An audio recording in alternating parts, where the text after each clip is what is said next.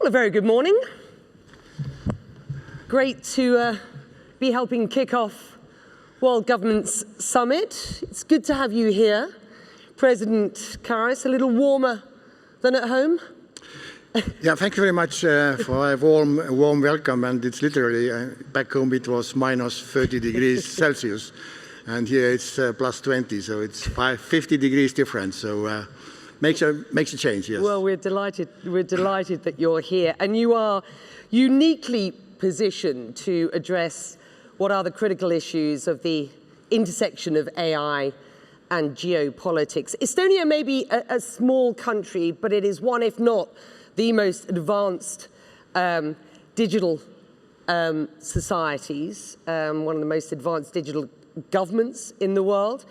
I just want to, before we get on to sort of the sort of nitty-gritty and the deep dive on AI and geopolitics, what are the key pillars that have successfully driven Estonia's technological integration?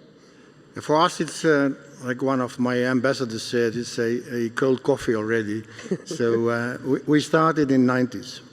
And when we regained our independence, so we had to decide how to develop our small country. So either to copy somebody or do something differently. So, and we basically started from scratch. And we decided that innovation is one of the key issues. And we realized that digitalization is one of this. And we started so-called Tiger Leap, which means that we provided all internet, all schools, all over Estonia. So every child, every teacher could have an access to internet. And this did make a change. And of course, as I said, we started from scratch, but we still had banks from Sweden. So, and we did trust these bank cards, these plastic things, with our digital number on. So it was very easy to switch from bank to digital ID. So, and this was compulsory for all Estonians, this digital ID. Now it's not a plastic anymore, it's on my iPhones and everywhere, so we can use it basically everywhere. So this was, and we built trust. Trust to the banks, trust to the government, and also trust to these new technologies. So as our previous speakers here mentioned, also trust. So trust is extremely important if you really want to develop these kind of things, including nowadays AI as well. So fast forward to 2026, and as a pioneer of digital transformation, how does Estonia tackle the challenges of digital sovereignty in the context of AI development and deployment, especially given the increasing global competition in technology? Of course, Estonia is not competing with technology as such, but there are big companies, mostly from US, who develop all these AI platforms and so forth. What we can do is to put some new things into these platforms. And what we did, we started with so-called AI leap, another leap. So that means to provide ChatGPT specifically made for Estonian schools. And again, every school, every teacher could have this access to this specific AI tool. That means you don't get answers, but you have to ask questions, because students are very smart. So they use now ChatGPT to get all the answers, to write essays and so forth. So we had to do something differently. And this is now an ongoing project. We started from upper secondary school, because they are about to go to universities, and afterwards they are going to different companies and also in the public sector. So, and we started from September. Last September, and of course we had some courses for teachers, because students are much smarter than teachers. So we had to start from teaching teachers how to use this AI smartly, because the AI is everywhere.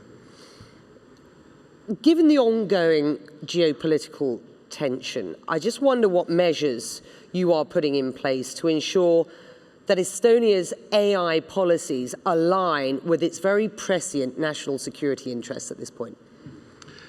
Of course, legal issues are important, and geopolitics makes a role, of course. And we see also AI has been used not only to attack enemies or other countries or populations, but also how to defend. So as cybersecurity, which we already started this issue in 2007 when we had the first cyber attack. So we did develop cybersecurity in Estonia, and we also have a NATO cybersecurity center in Estonia.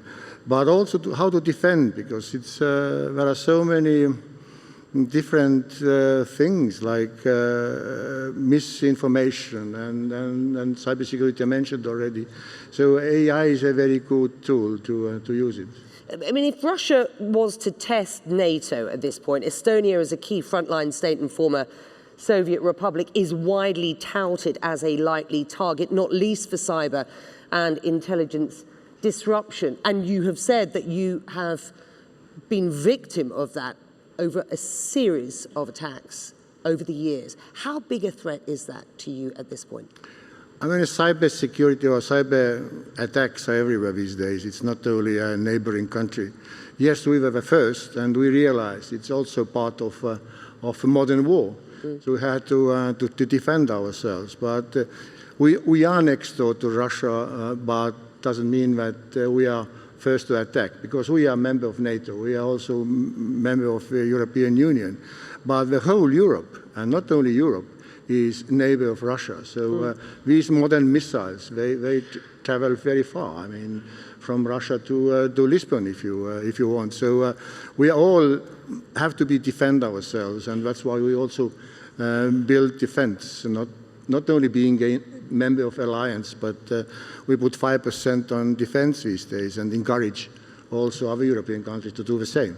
We have trilateral, and I want to talk geopolitics for a moment. Trilateral talks between Ukraine, Russia and the US are scheduled to resume this week in Abu Dhabi. You've been clear that Russia should have no say in Ukraine's future. President Zelensky himself blasting Europe in Davos a week or so ago for its collective failure to stand up to Russia, endlessly talking about what needs to be done without doing anything about it, he said. Is Europe, sir, stuck in a doom loop at this point? I mean, Europe has done a lot, but you have to realize that we have been a bit naive all these 30 or more years, and the Berlin Wall fell down. So we thought that everything, all the wars are over, and peace is present forever in Europe. That means we were not ready to this kind of war again. So we had to build up our defense. It takes some time, but I guess we do manage to do so. And of course, it's not only Europe alone. So we should work also together with the US. So I don't think that Europe alone is able to defend. Of course, we can, but I think the deterrence is more important than actual war. So we want to test. We don't want to test this Article 5 for sure. How do you respond to President Zelensky's, hypercritical speech on you? But one has to understand that Ukraine is in war 4 years already. So, of course, presidents are getting a bit nervous, and they see that all the civilians are dying. So at the same time, we have these peace talks, but at the same time, we see that the missiles, they attack schools, hospitals, and civilians. So this is a problem is a very weak word for that. So I have been to Ukraine several times. Actually, first time 2 days before it started in 2022, and a number of times afterwards. I've seen it myself. And of course, Russia is ready for this war of atrocity. I mean, that means, and this war of attrition, that it's a huge country. And you see now that it's 1 to 5, 1 to 7. So that means more Russians are dying on the front line. That means Russia doesn't care about their own people. What worries you most at this point? a frozen conflict, a bad deal, or a loss of Western resolve? They are all very important, to be honest, but I'm not afraid of anything. If we do our job properly in Europe and in the Western world, this, then again, I mean, there are so many conflicts in the world. It's not only Ukraine. I mean, there are more than 40 conflicts. So, of course, Ukraine is closer to us, but there is also Gaza, there is South Sudan, with Yemen. So there are so many conflicts all around the world. And these conflicts do affect us, everybody. It's not that the war in Ukraine, it's only a local issue. It's not. It does affect also people here in Arabic countries and so forth. So we have to stop before. I think Ukraine wants most this peace. And of course, these peace discussions are going on already more than a year. So, and it always said that we are very close, we are very close. But it seems like Putin doesn't want this kind of peace. So he's extending, sitting behind the table. It's not a question of whether Zelensky or President Trump is sitting behind the table. We need Putin. And we don't see that he wants to be at this very moment. I just want to ask you about the US president's position, because when a US president talks openly about taking control of Greenland, a NATO ally's territory, territorial concessions discussed between, or on the table, it seems, in potential peace talks between Russia and Ukraine. How damaging a message is that for the global order from your perspective? It's not a very good message, to be honest. But you see, after this threat that the US is going to take over Greenland, now we are sitting down and discussing how to protect Arctic from Russia and also from China. So why didn't we start first to sit behind the table and discuss the matter? Of course, European countries and not only European countries did stand up against this idea to take Greenland over. So now we are sitting and discussing. So hopefully there is a result after these discussions. And of course, Greenland issue is a matter of Greenland people. So they have to decide.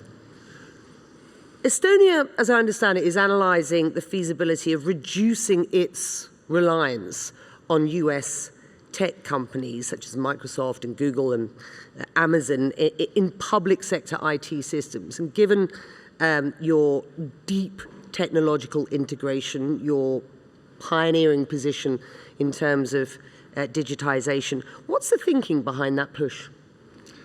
As a small country, first of all, we are a very open economy. We have a very open economy, and we want to diversify. It's not a question of US big companies, but in general, we are now with our IT companies. I think we are present in 150 countries.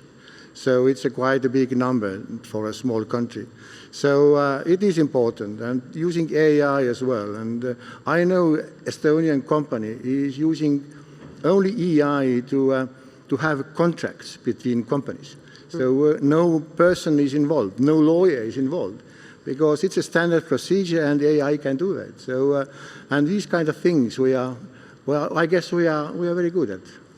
I want to talk finally about AI governance, because you're good at this stuff. So I want to get your perception about what it is that Estonia can, or role Estonia can play in a sort of wider policy and implementation of a wider sort of global AI policy. The US is rolling out an AI governance policy with a strong focus on national security, on critical infrastructure, and on long-term risk. This is an attempt, if you will, to make AI governable in practice. So I just wonder how smaller nations like your own can influence global AI policy making alongside these larger powers, particularly the US and Europe to a degree. I mean, as a small country, we are kind of a sandbox. So we can do a number of pilots other people and other countries can learn from. And also, I mean, well, we might be very developed in certain things like digitalization and AI, but we have to realize that some countries are moving as well. We are doing the same thing, and sometimes we are doing even better. I mean, even within Ukraine, we provided our assistance, how to digitalize public services and so forth. Now we are learning from Ukraine. And it's the same. I know in this country, I mean, it's very digitalized and very, very developed in that sense. So it's not that us only. And of course, bigger you are, I mean, you might be slower in the very beginning, but later on you got resources, you got people, you got money, and you probably develop faster. That means we have to find something else to be first again. So we started by talking about the fact that you're uniquely positioned to address what are these critical issues at the intersection of AI and geopolitics. So I'm just going to leave this discussion with this final question. Optimistic or a sense of pessimism as we enter what is only the second month of 2026? I'm optimistic as far as AI and technology is concerned, because my background is molecular genetics and gene technology, so I have been there already. And I know technology has its limits and there are rules and regulations. And I always say in Estonia, at schools and universities, don't be afraid of uncertainty and unknown. So be motivated to use and use it smartly. The same applies to AI. Well, the terms uncertainty and unknown are, I think, very apt as we move into 2026. It's been fantastic having you with me here on the stage at World Governance Summit today. Thank you very much indeed. Thank you. President It was my Karis. pleasure. Thank you.